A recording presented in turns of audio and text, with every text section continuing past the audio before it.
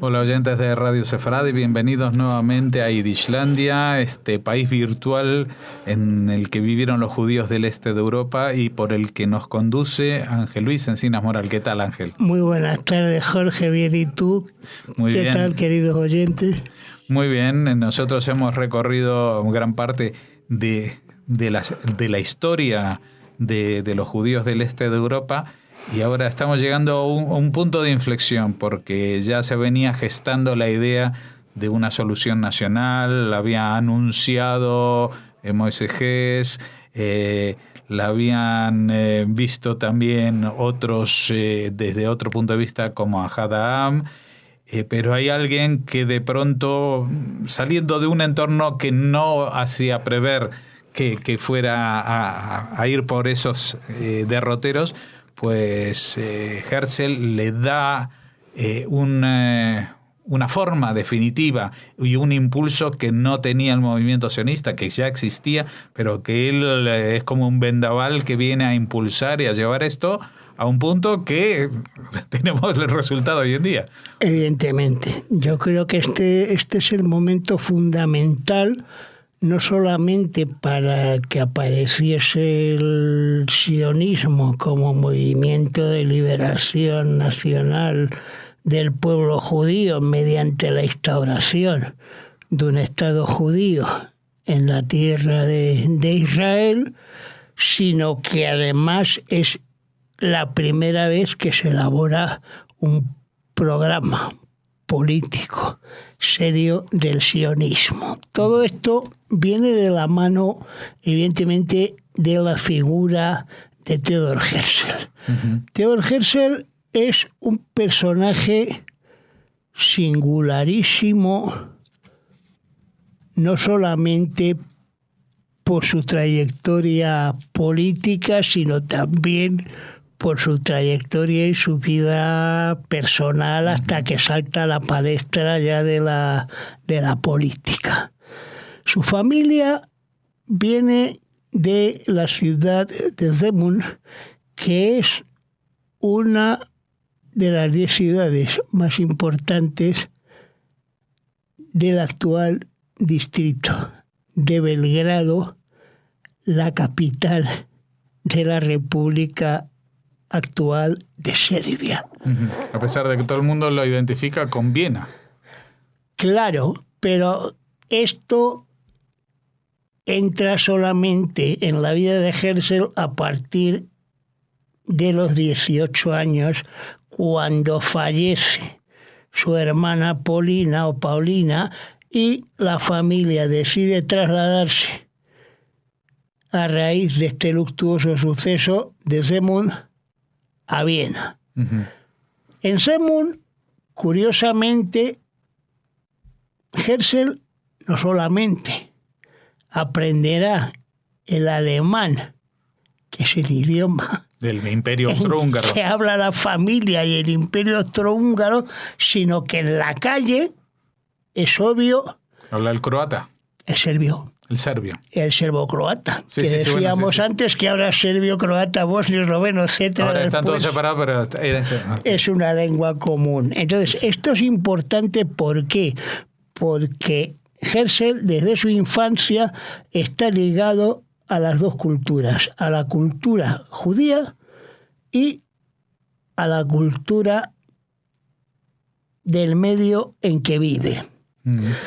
De hecho, hasta los 10 años, Herzl estudia en un Heder. ¿Ah, sí? Sí. Siempre me había dado la impresión de que tenía una formación muy de asimilado, ¿no?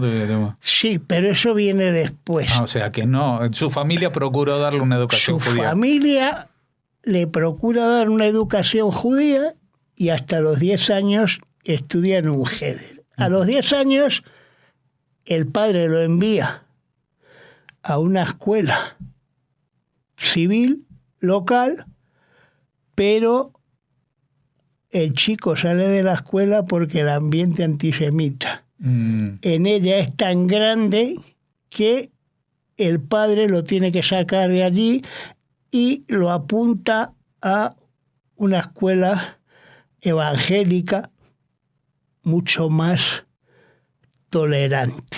Ujú. Y yo creo que es precisamente el hecho de pasar a recibir la educación en una escuela protestante y exclusivamente en lengua alemana, lo que hace que Herzl sufra un proceso de aculturación con respecto al judaísmo. Ujú. O sea, que relega esa parte como diciendo, esto no conviene sacarlo demasiado. No, él simplemente se dedica a estudiar, termina sus estudios. Cuando la familia se traslada a Viena, de hecho, él lo que hace es matricularse en la Facultad de Derecho de la capital imperial y estará allí hasta el año 1884, en que obtendrá el título de doctor en Derecho y comenzará a trabajar en diferentes bufetes de abogados, tanto de Viena como de Salzburgo, que es la segunda ciudad de Austria, aparte de la patria de Mozart. Otra cosa que también entonces nos llama la atención, porque claro, digamos para la gente que no tenemos muy presente una biografía muy a fondo de Herzl, sabemos que él era periodista, pero no abogado. Claro. Es decir, lo importante es que su formación es de jurista. Uh-huh. Entonces, lo que le pasa es que él, aparte de querer trabajar como abogado, tenía el deseo de ser juez. Pero en el Imperio Austrohúngaro, los judíos no podían ser jueces. Y estamos hablando de finales del siglo XIX. Exacto, estamos hablando de 1886, 87, y no estamos hablando 88. De la Rusia zarista, no, de la parte más progresiva, progre, digamos, de la Europa imperial, digamos. Es uno de los, digamos, la corte vienesa era una corte donde la gente estudiaba y se suponía que habían superado etapas anteriores, ¿no? Pero tú dices que había un antisemitismo flagrante, ¿no? En todas partes. Claro, todavía quedaban los restos de la época feudal y sobre todo de las leyes antijudías, que en su día hablamos de María Teresa de Austria. Pero lo interesante es verdad lo que tú dices. En Austria en este momento reina un ambiente liberal. El país abarca, para que nuestros oyentes se hagan una idea, desde Mostar, en la actual Bosnia hasta Lemberg, en Polonia o Ucrania. Bueno. En estos momentos Ucrania, en aquella época el Imperio Ruso, y llegaba también hasta Chernovtsi. ¿Eso es dónde? En Ucrania. En Ucrania. Bueno, pero que incluía a Serbia, Hungría. Eso es. Muchos de los países bálticos. Perdón, ahí me estoy. De Centro Europa, sí. De los balcánicos. Claro, balcánicos, sí, es importante. Además, con lo cual, pues imagínate, era un interland fabuloso en el cual se podía ir sin pasaporte a través de prácticamente media Europa. Y a pesar de todo, era un sitio donde para esa época florecen los judíos ilustrados, como Sigmund Freud, etcétera, etcétera. Claro. O sea, por una parte es la sociedad más antisemita, pero que permite alguna ventana de de progreso educativo para los judíos. Sí, es un momento además en el cual yo creo que el hecho de que surjan familias como la del padre de Herzl, emprendedoras de la burguesía liberal judía, ahí empieza a haber un acuerdo tácito que podríamos decir de promoción de los judíos en la economía a partir de este momento. Sin embargo, Herzl, evidentemente, al no poder dedicarse a la judicatura... Ser juez, nada más y nada menos. Nada, exacto. Era ambicioso. Claro, para aquella época, hombre, hubiera sido interesante, evidentemente, que hubiera sido el primer juez judío del Imperio Austrohúngaro, pero no le dejaron. Por eso, él encuentra un hueco en un periódico liberal austríaco llamado en alemán la Neue Freie Presse, es decir, la nueva prensa libre, que es el diario que expresa los deseos de cambio en Austria de esa burguesía liberal.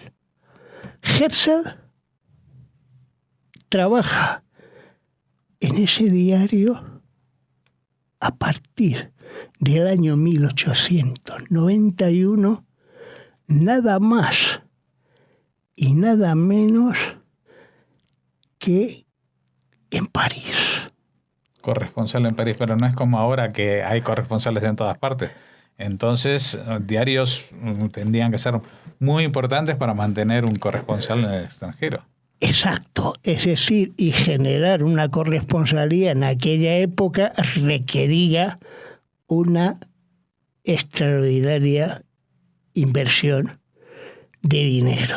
Me imagino que entonces existían el telégrafo y que algunas crónicas tenían, pero claro, saldría muchísimo dinero mandar una crónica que llegue antes de una semana de París a Viena, por ejemplo. Claro, evidentemente. Entonces, Herzl, lo interesante que tiene es que conoce todo el país ilustrado.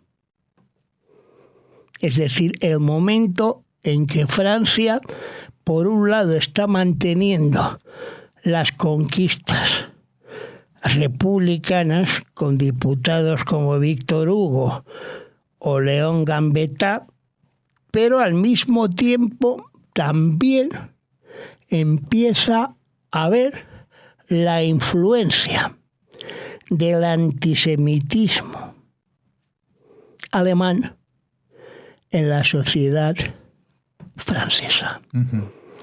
Porque no olvidemos que pocos años antes, en 1870, es cuando se da esta guerra entre Alemania y Francia, que Francia se queda con una parte de Alemania, Alsacia y Lorena, ¿no? Donde estaban muchos judíos, o me estoy equivocando. No, al revés. Alemania en la guerra franco-prusiana lo que hace es derrotar a Francia con la caída consecuente de Napoleón III y la pérdida de Alsacia y Lorena.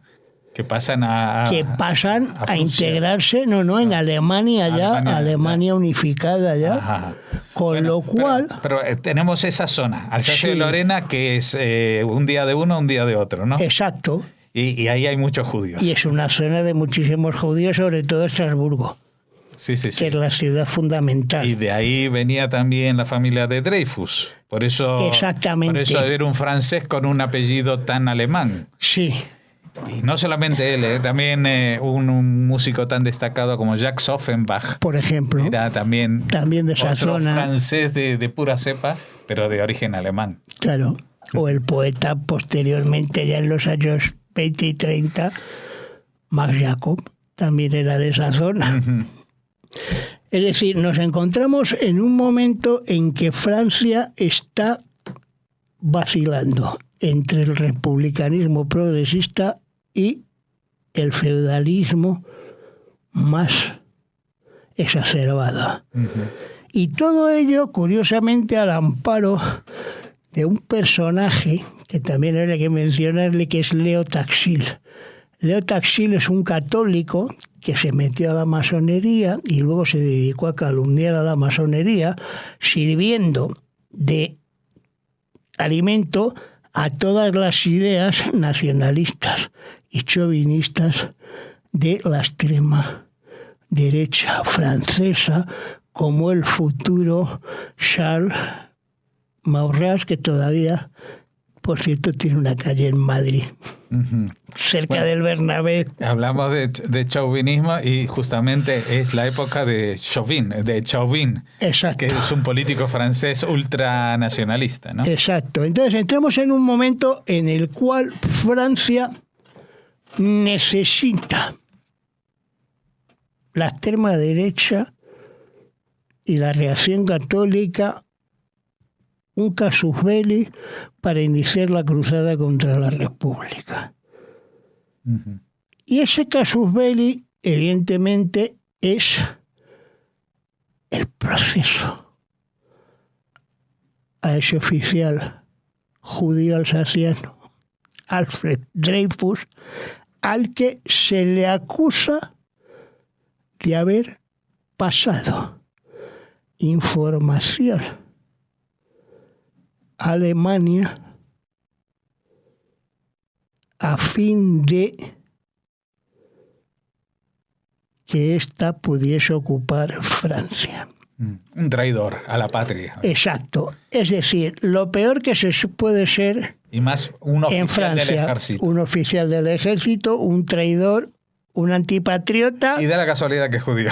Y exacto, y encima ya le ponemos la guinda al pastel de que es un judío. Uh-huh.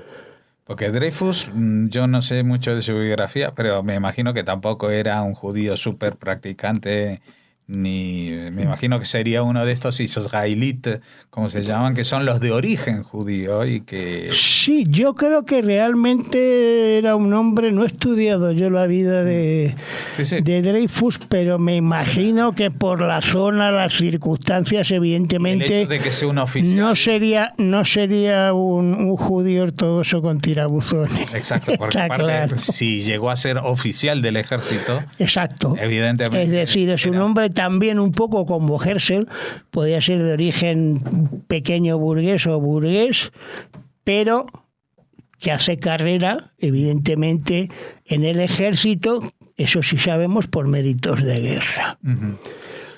Entonces está el caso Dreyfus, y el caso Dreyfus es un caso muy mediático. Incluso estamos hablando del siglo XIX, pero es un caso mediático. El caso Dreyfus provoca un terremoto total en la vida social y política de Francia.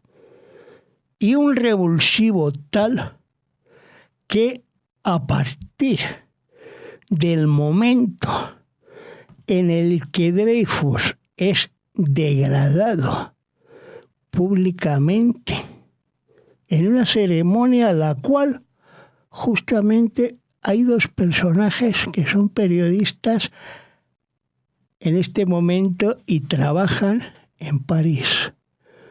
Por un lado, Herzl, y por otro lado, el escritor ruso Anton Pavlovich Chejov, que son testigos de cómo le arrancan a Dreyfus las charreteras y todas las medallas de guerra que lucía en su uniforme. Y curiosamente esta ceremonia provoca un cambio importante, tanto en Herzl como en Dreyfus, en Chejov. Si Herzl se da cuenta de lo que es el antisemitismo a nivel de Estado, Chejov cambia completamente todo su punto de vista hacia los judíos y llega incluso a romper con Suborin, su editor. Y a partir de este momento se convierte en un demócrata y en un hombre que será uno de los que firmará en 1903 junto a León Tolstoy el manifiesto dirigido al zar por el pogromo de Kishinev. Pero vamos a ver, yo he leído o escuchado, porque ya se me mezclan las fuentes, que antes de que Herzl llegara a enfrentarse al caso Dreyfus y a ver todo esto, él ya el tema judío le andaba rondando la cabeza. Sí, le andaba rondando, y de hecho en 1884 escribe un pequeño folleto titulado El gueto, el cual es un análisis de la situación de los judíos de la comunidad de Budapest, o de Pest en su caso, todavía la ciudad no había sido unificada, en el marco del Imperio Austrohúngaro. Y ahí es donde Herzl empieza a plantearse el tema de la asimilación o la segregación, y empezar un proyecto político independiente. Pero todavía no lo va a llevar a cabo hasta que sea testigo de la declaración y degradación de Dreyfus, y también, aquí hay que decir, de la excelente reacción de una de las mejores plumas Víctor Hugo de Francia, ¿no? Que es Émile Zola.